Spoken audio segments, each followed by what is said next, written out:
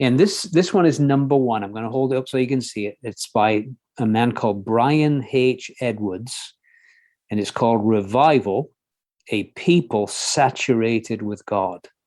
I first came across this book in 1991. I read it. It really stirred my heart. And of course, I made a mistake of lending it out to somebody. And Christians have forgotten that scripture says, thou shalt not steal. And a lot of my books never get returned. And this is one. So I went and bought another copy. And I've read it 4 times. And I don't think there's anything that has helped me in understanding revival more than this book.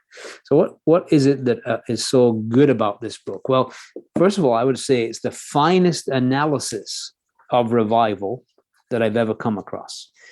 Basically, what do we mean by revival? What does it look like? What are the conditions that often precede a revival? What happens during a revival?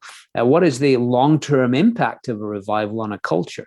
This book will give you a great analysis. Now, just one disclaimer about the book, and that is that Mr. Edwards is not a dispensationalist.